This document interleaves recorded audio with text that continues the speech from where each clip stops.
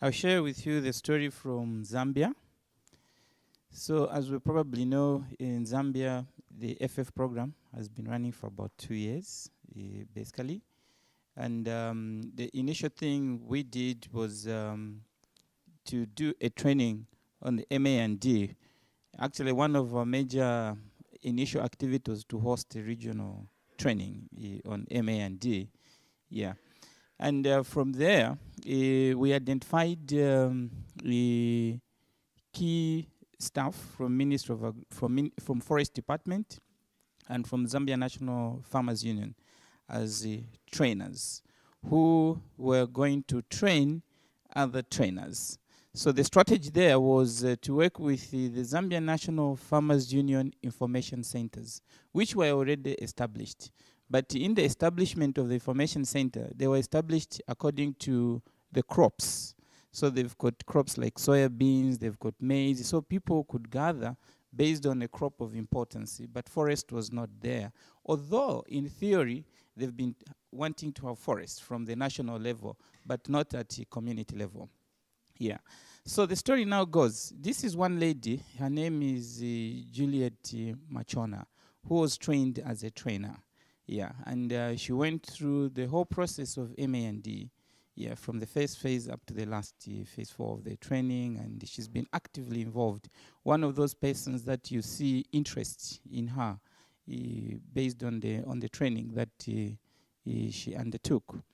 She has managed within the area where she is now to mobilize other women.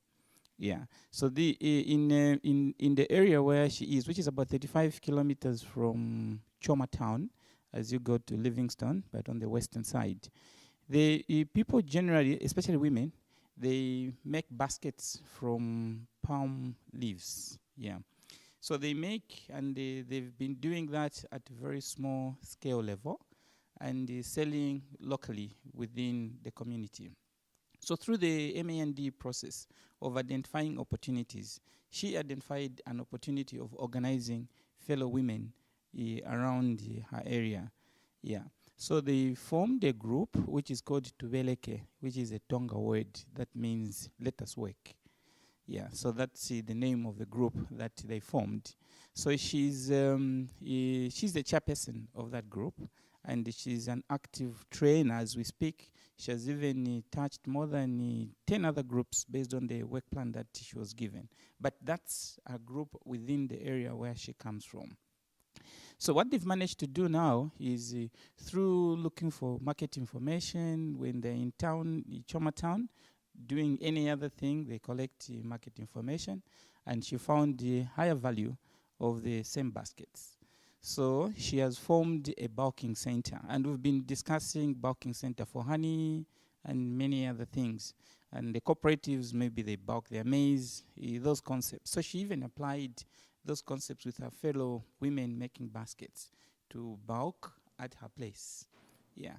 And when the market has been identified, they will get in one vehicle and deliver. Yeah. So this apparently, this activity has changed how much money the women are having, because they used to sell within the community about $10. Is it $10? That's 15,000 kwacha.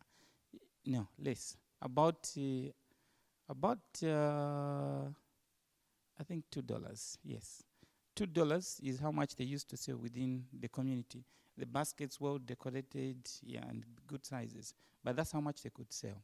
But now, when they take them to town, which is in Choma, about 35 kilometers, on organized transport, sometimes they use ox carts, ox-drawn transport. They sell, because from 15, they sell now about 45, which is 3 times higher. Yeah. And the cost of transport is negotiated because they put together. Yeah. So this time they can boast as a women group. They're making, from the assessment we did, about $1,000 as a group. But above that, what happens now is within their same group, they've created a local savings system. When they sell, I know I've sold maybe 5 baskets, and I know I don't need that money now. Then within their group, somebody will borrow, so they'll give this person who has a duty, maybe to pay for school or whatever they want that person needs to do. And that person will be working harder to repay, her colleagues. So they say we have even made our own bank, amongst themselves. Yeah.